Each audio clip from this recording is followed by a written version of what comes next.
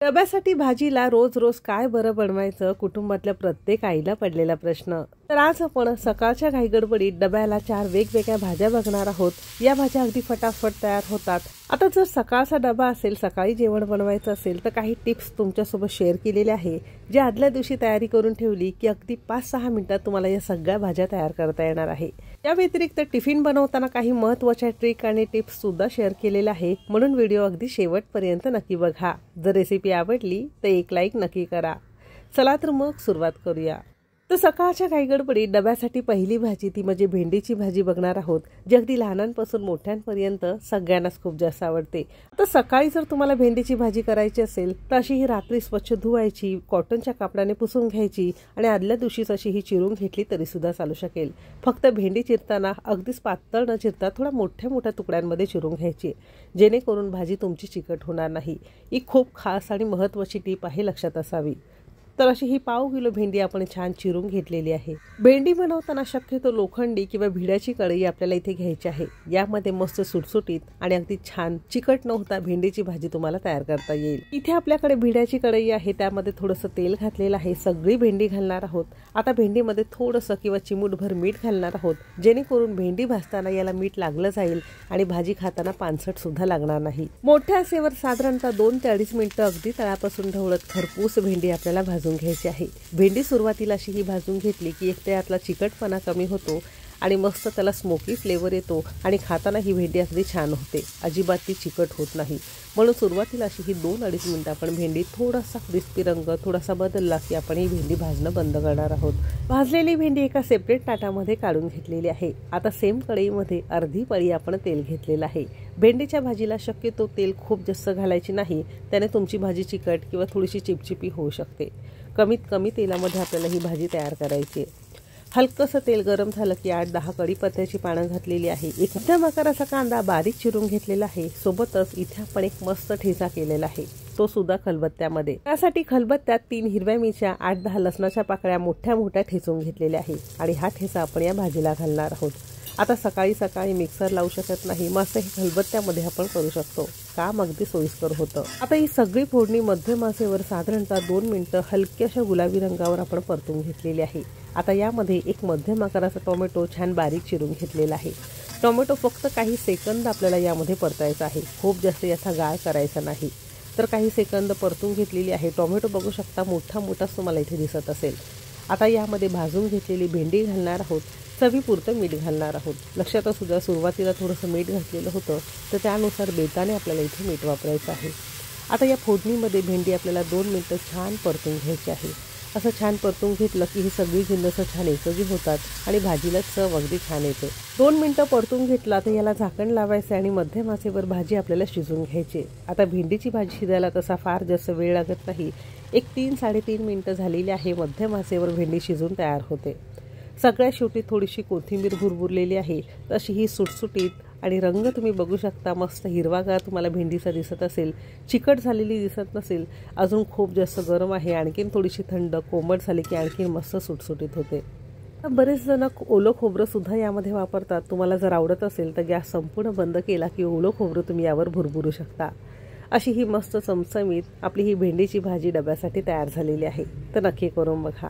आता डब्यासाठी दुसरी भाजी बघणार आहोत, ती म्हणजे डाळ कोबीची सुकी भाजी। म्हणजे रात्री तुम्ही डाळ भिजत घातली, बारीक कोबी चिरून घेतला, फ्रीजमध्ये ठेवला की अगदी सकाळी तुम्हाला फक्त फोडणी करायची आहे। तर डाळ कोबीची भाजी बनवण्यासाठी सगळ्यात पहिल्यांदा मोठा कोबी माझ्याकडे होता, त्यातला 1/4 भाग म्हणजे साधारणतः पाव किलो कोबी असा हा उभा पातळ चिरून घेतलेला आहे। जितका तुम्ही हा पातळ आणि असा हा छान लांब सडक चिरून घ्याल, तितकी भाजी सुटसुटीत, कमी चिकट आणि मस्त तयार होते। पाव किलो कोबी असेल तर त्याला बरोबर 1 मूठ किंवा 50 ग्राम प्रमाणात डाळ आपण रात्रीच भिजत ठेवलेली होती। आता तुम्ही चण्याची डाळ घालू शकता, मुगाची डाळ वापरू शकता। जर तुम्हाला डाळी वापरायच्या नसेल तर नुसत्याच कोबीची भाजी तयार करू शकता, किंवा तुम्हाला डाळी चालत नसेल तर यामध्ये तुम्ही ताजा मटार किंवा फ्रोझन मटार सुद्धा घालू शकता, त्याने सुद्धा भाजी अगदी मस्त होते। आता कोबीच्या भाजीसाठी एक मस्त ठेचा आपण खलबत्त्यात तयार करणार आहोत। त्यासाठी 3 हिरव्या मिरच्या, 8-10 लसणाच्या पाकळ्या घेतलेल्या आहेत। यामध्ये अर्धा चमचा साधं जिरं घेतलेलं आहे आणि खलबत्त्यामध्ये अगदी 2 मिनिटात तुम्ही हा मोठा मोठा ठेचा करून घेऊ शकता। आता सकाळी सकाळी मिक्सर लावायला थोडासा आवाज वगैरे होतो, मग अशा वेळेस खलबत्त्यामध्ये हा ठेचा करणं अगदी सोयीस्कर होतं। जर मिक्सरला करणं शक्य असेल तर मिक्सरला सुद्धा तुम्ही हे मोठं मोठं फिरवून घेऊ शकता। असा हा ठेचा आपल्याला डाळ कोबीसाठी तयार आहे। दुसरीकडे गॅसवर एक कढई गरम करून घेतलेली आहे। कढई छान गरम झाली की यामध्ये पळीभर आपण तेल घेतलेलं आहे। कसं तेल कडकडीत गरम झालं की यामध्ये अगदी पाव चमचा मोहरी घेणार आहोत। मोहरी छान फुलू द्यायची आहे, नाही तर भाजीमध्ये खाताना ती थोडीशी कचकच लागते। तशी ही मोहरी छान फुललेली आहे। आता या साईडला यामध्ये 8-10 कढीपत्त्याची ताजी पानं घातलेली आहे आणि तयार केलेला सगळा ठेचा आपण यामध्ये घातलेला आहे। याकडे कोबीच्या भाजीला कांदा टोमॅटो घातला जात नाही, असंच हा ठेचा घालून ही भाजी तयार करतात। ही भाजी जितकी तुम्ही साधी सोपी कराल तितकी चवीला अगदी छान लागते। तर 1 मिनिटभर आपण मस्त खरपूस ही सगळी जिन्नस परतून घेतलेली आहे। यामध्ये अगदी पाव चमचा आपण हिंग घेतलेला आहे, पाव चमचा हळद घेतलेली आहे। दोन्ही जिन्नस मस्त खरपूस भाजून घेतलेली आहे। आता रात्रभर भिजवून घेतलेली डाळ स्वच्छ पुन्हा एकदा पाण्याने धुवून घ्यायची आणि यामध्ये घातलेली आहे। चवीपुरतं मीठ भाजीला लागेल संपूर्ण आपण इथेच घातलेलं आहे आणि डाळ या मसाल्यांमध्ये आपण छान 2 मिनिटं परतून घेणार आहोत।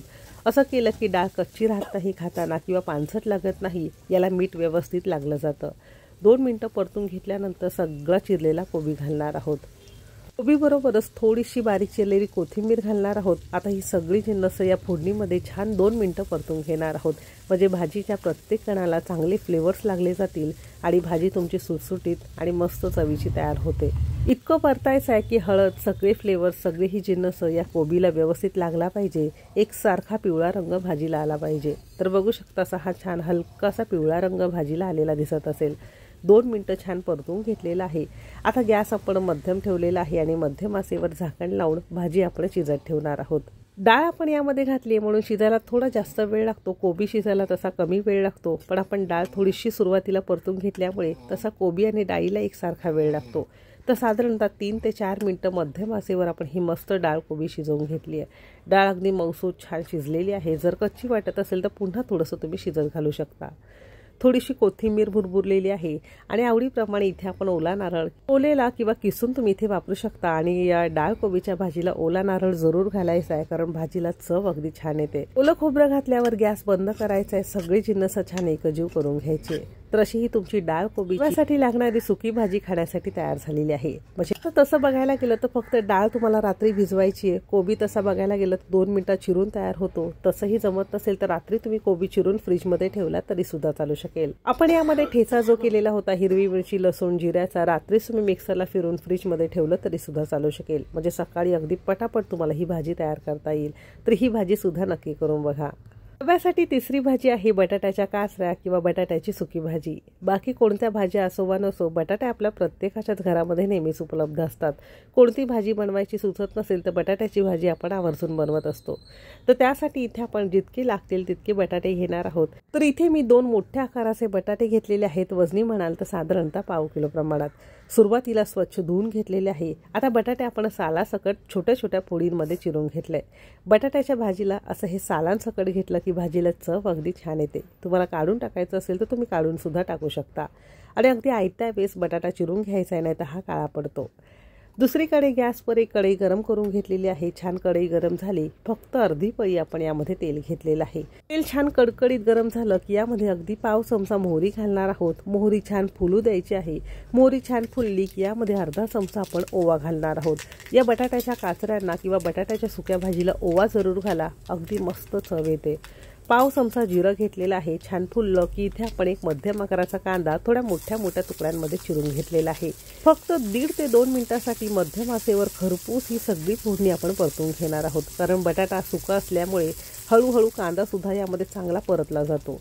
असं झालं की यामध्ये फक्त पाव चमचा हिंग घालणार आहोत, ते सुद्धा काही सेकंद परतून घेणार आहोत। कच्च्या बटाट्याचे कापं घालणार आहोत आणि यामध्ये चवीपुरतं मीठ सुद्धा घालणार आहोत। मीठ तुम्ही तुमच्या चवीनुसार कमी अधिक करू शकता। थोडीशी कोथिंबीर आपण यामध्ये भुरभुरणार आहोत।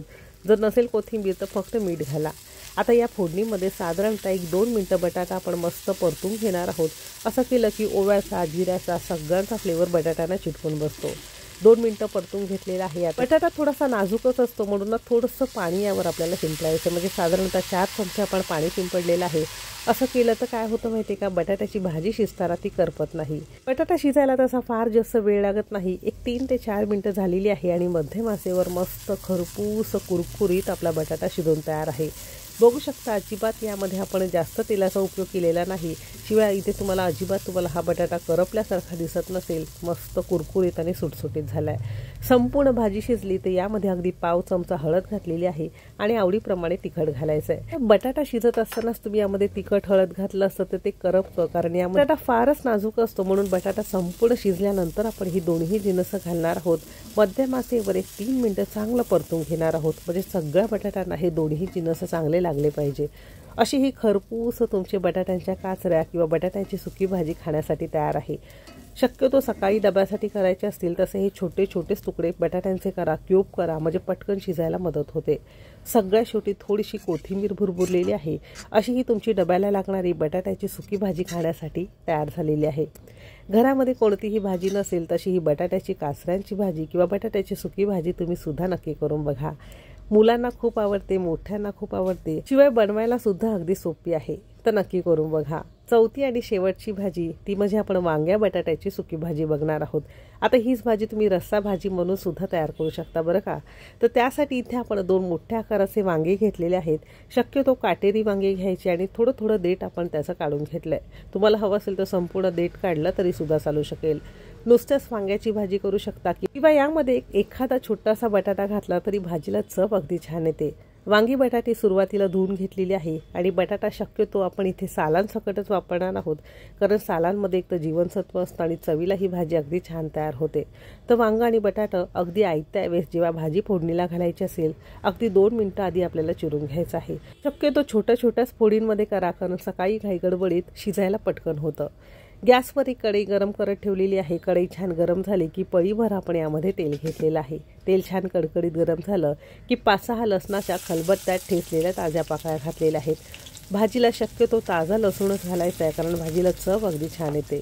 एक मध्यम आकाराचा कांदा तो सुद्धा बारीक चिरून घेतलेला आहे. दोन्ही जिन्नस साधारणतः 1 मिनिटभर आपण छान गुलाबी रंगावर परतून घेतलेले आहे. रंग बघू शकता, लसणाचा थोडासा गोल्डन झाला पाहिजे, कांदा थोडासा गुलाबी झाला पाहिजे. आता यामध्ये एक मोठ्या आकाराचा टोमॅटो बारीक चिरून घेतलेला आहे. टोमॅटो सुद्धा थोडासा नरम होईपर्यंत साधारणतः 2-2.5 मिनिटं छान परतून घेतलेला आहे. रंग सुद्धा बदललेला आहे आणि मस्त नरम सुद्धा झालेला आहे. आता यामध्ये काही बेसिक मसाले घालणार आहोत, ज्यामध्ये 1 चमचा गोडा मसाला घातलेला आहे. रोजच्या डब्यासाठी सुक्या भाज्या, भरल्या भाज्या किंवा मिसळ उसळीसाठी गोडा मसाला वापरला जातो. बऱ्याच जणांचे प्रश्न असतात, तर रोजच्या सुक्या भाज्यांसाठी हा गोडा मसाला अगदीच बेस्ट आहे. मस्त अप्रतिम चवीच्या भाज्या तयार होतात. गोडा मसाला नसेल तर थोडासा गरम मसाला तुम्ही इथे वापरू शकता. अगदी पाव चमचा आपण यामध्ये हळद घेतलेली आहे आणि 1 चमचाभर स्पेशल कुकिंग तिकीट मराठीचा कांदा लसूण मसाला किंवा आपला कोल्हापूरचा हा घाटी मसाला घेतलेला आहे. घाटी मसाल्यामध्ये कांदा, खोबरं, आलं, लसूण, गरम मसाले, वेगवेगळ्या प्रकारच्या सुक्या मिरच्या घातल्या जातात. खरपूस भाजून डंकावर कुटला जातो. आता हा मसाला यामध्ये वापरला की वेगळं तुम्हाला वाटण वगैरे घालावं लागत नाही.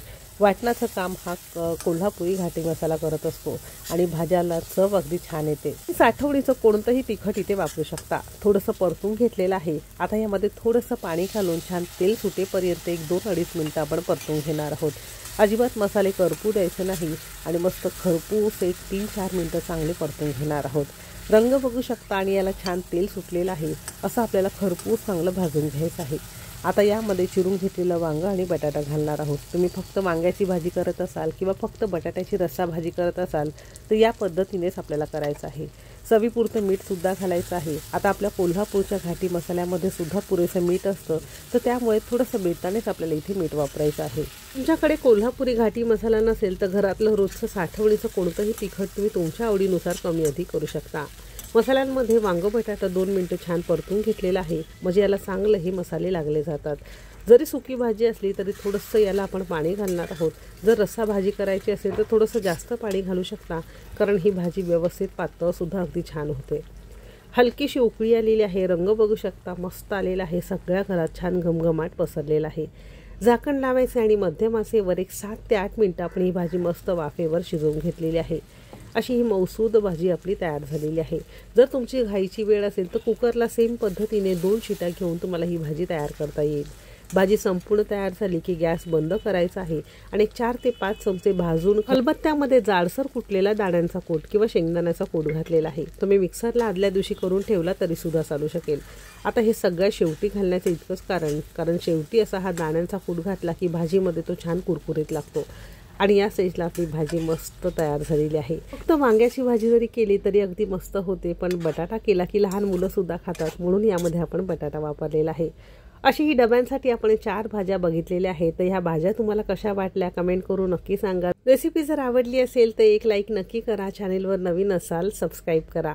100% शुद्ध ऑर्गॅनिक डंकावर कुटलेले आपले कुकिंग तिकीट मराठीचे ऑर्गॅनिक मसाले जर तुम्हाला घ्यायचे असतील तर डिस्क्रिप्शनमध्ये माझा व्हॉट्सअप नंबर दिलेला आहे। व्हॉट्सअपला आमच्याबरोबर कनेक्ट होऊन तुम्ही आम्हाला मेसेज करून मसाले ऑर्डर करू शकता। जमत नसेल तर एक लिंक दिलेली आहे पिन कमेंटमध्ये सुद्धा आणि डिस्क्रिप्शनमध्ये सुद्धा, त्यावर फक्त क्लिक करायचं आहे तर व्हॉट्सअपला तुम्ही आमच्याबरोबर डायरेक्ट कनेक्ट होऊ शकाल आणि तुम्हाला जे हवे ते मसाले अगदी घर बसल्या फ्री डिलिव्हरी ऑर्डर करता येईल। चला तर मग भेटू एक मस्त आणि जबरदस्त रेसिपी सोबत। तोपर्यंत मस्त खा आणि स्वस्त रहा।